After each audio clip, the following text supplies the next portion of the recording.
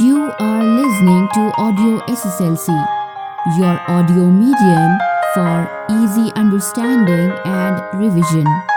To download a copy of this recording, please visit audiosslc.com.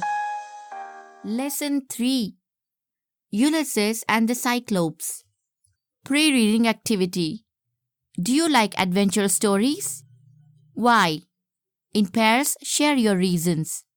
Coasting on all that night by unknown and out-of-the-way shores, they came by daybreak to the land where the Cyclops dwell, a sort of giant shepherds that neither sow nor plough, but the earth untilled produces for them rich wheat and barley and grapes. Yet they have neither bread nor wine, nor know the arts of cultivation, nor care to know them, for they live each man to himself, without laws or government or anything like a state or kingdom.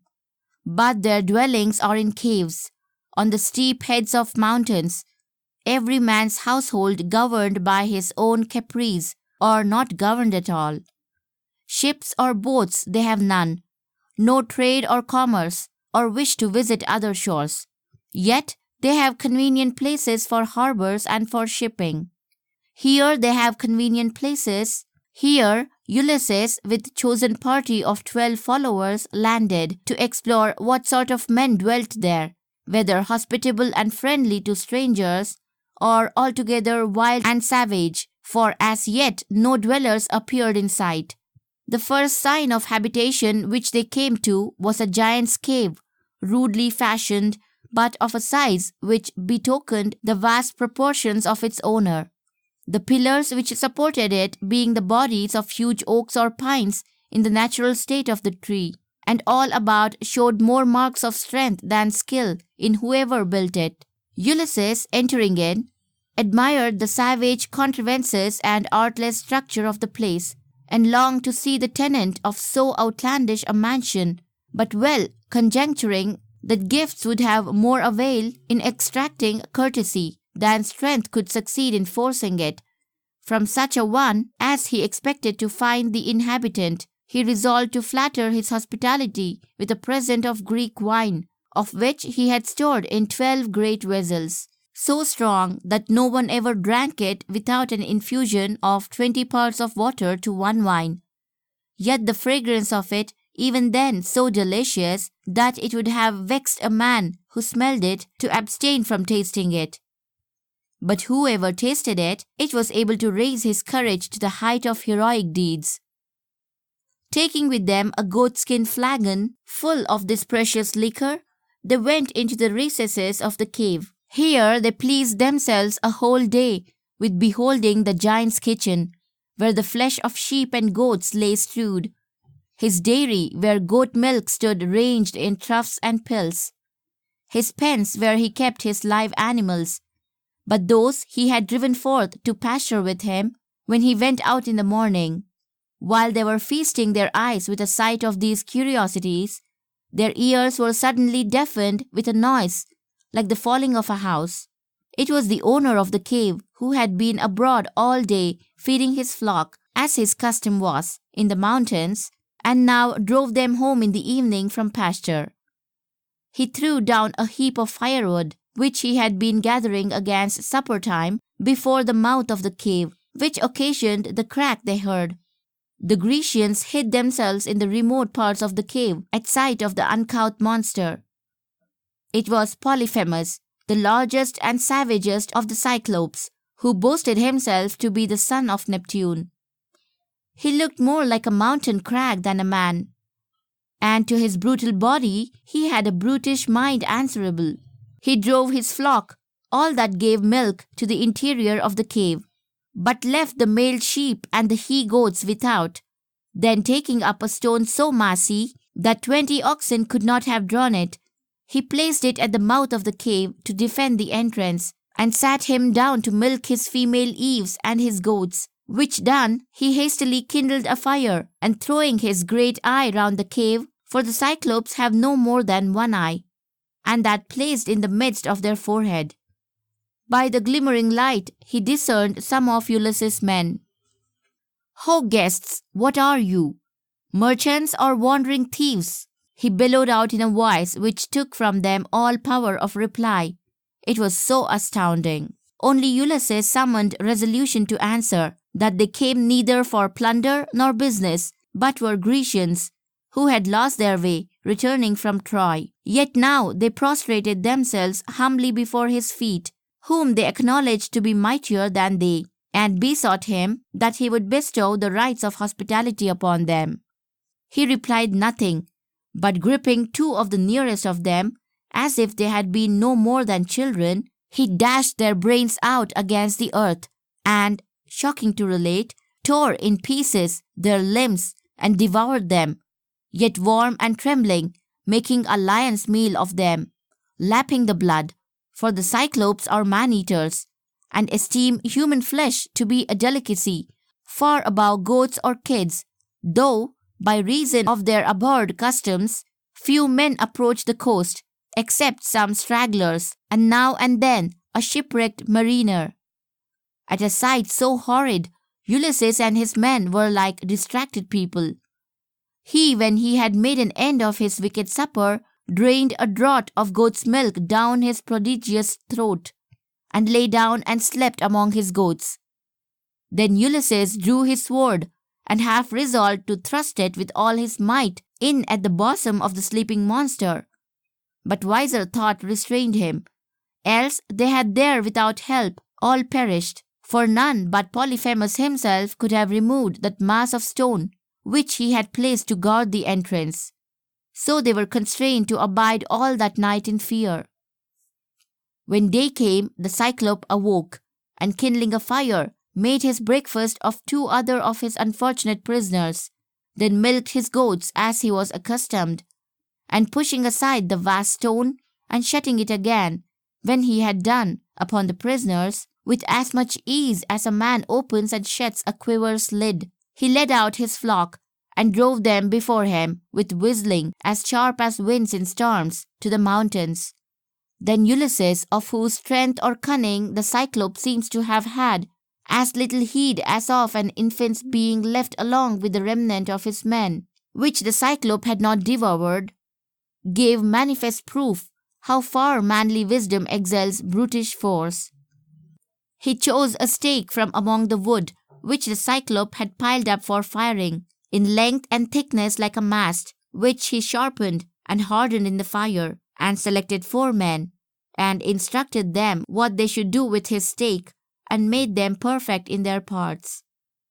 When the evening was come, the Cyclops drove home his sheep, and as fortune directed it, either of purpose, or that his memory was overruled by the gods to his hurt, he drove the males of his flock, contrary to his custom, along with the dams into the pens. Then shutting the stone of the cave, he fell to his horrible supper. When he had dispatched 2 more of the Grecians, Ulysses waxed bold with the contemplation of his project, and took a bowl of Greek wine, and merrily dared the Cyclops to drink. "Cyclops," he said, "take a bowl of wine from the hand of your guest. It may serve to digest the man's flesh that you have eaten, and show what drink our ship held before it went down. All I ask in recompense, if you find it good, is to be dismissed in a whole skin. Truly you must look to have few visitors, if you observe this new custom of eating your guests." The brute took and drank, and vehemently enjoyed the taste of wine, which was new to him, and swilled again at the flagon, and entreated for more, and prayed Ulysses to tell him his name, that he might bestow a gift upon the man who had given him such brave liquor. The Cyclops, he said, had grapes, but this rich juice, he swore, was simply divine. Again Ulysses plied him with the wine, and the fool drank it as fast as he poured it out. And again he asked the name of his benefactor, which Ulysses cunningly dissembling said, "My name is No Man. My kindred and friends in my own country call me No Man." Then said the Cyclops, "This is the kindness I will show thee. No Man, I will eat thee last of all thy friends." He had scarce expressed his savage kindness when the fumes of the strong wine overcame him, and he reeled down upon the floor and sank into a deep sleep. You are listening to Audio SSLC, your audio medium for easy understanding and revision. To download a copy of this recording, please visit audioSSLC.com. Ulysses watched his time while the monster lay insensible, and heartening up his men, they placed the sharp end of the stake in the fire till it was heated red hot, and some god gave them a courage beyond that which they were used to have, and the 4 men with difficulty bored the sharp end of the huge stake, which they had heated red hot, right into the eye of the drunken cannibal. He waking roared with the pain so loud that all the cavern broke into claps like thunder. They fled and dispersed into corners. He plucked the burning stake from his eye and hurled the wood madly about the cave. Then he cried out with a mighty voice for his brethren, the Cyclops, that dwelt hard by in caverns upon hills. They, hearing the terrible shout, came flocking from all parts to enquire what ailed Polyphemus, and what cause he had for making such horrid clamours in the night time to break their sleep. He made answer from within that no man had hurt him. No man had killed him. No man was with him in the cave. They replied, If no man has hurt thee, and no man is with thee, then thou art alone, and the evil which affects thee is from the hand of heaven, which none can resist or help. So they left him and went their way, thinking that some disease troubled him. He, blind and ready to split with the anguish of the pain, went groaning up and down in the dark to find the doorway, which, when he found, he removed the stone and sat in the threshold, feeling if he could lay hold on any man going out with the sheep, which the day now breaking were beginning to issue forth to their accustomed pastures. But Ulysses made knots of the osier twigs, upon which the Cyclope commonly slept, with which he tied the fattest and fleeciest of the rams together, 3 in a rank, and under the middle ram he tied a man, and himself last, wrapping himself fast with both his hands in the rich wool of one, the fairest of the flock. And now the sheep began to issue forth very fast. As they passed, he felt the backs of those fleecy wools, never dreaming that they carried his enemies under them.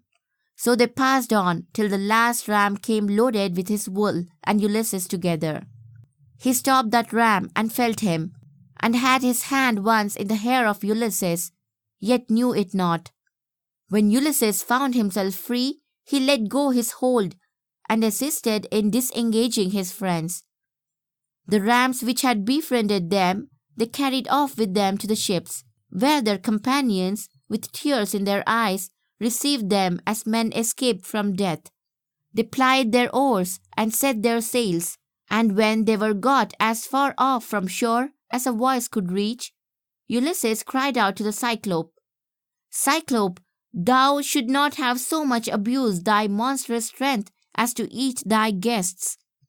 The Cyclope heard and came forth enraged, and in his anger he plucked a fragment of a rock and threw it with blind fury at the ships.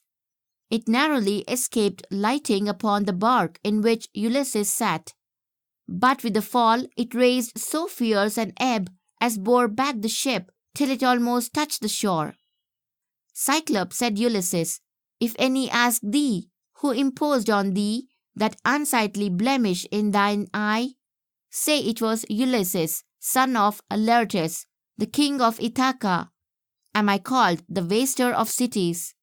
Then they crowded sail and beat the old sea and went forth with a forward gale. Glossary.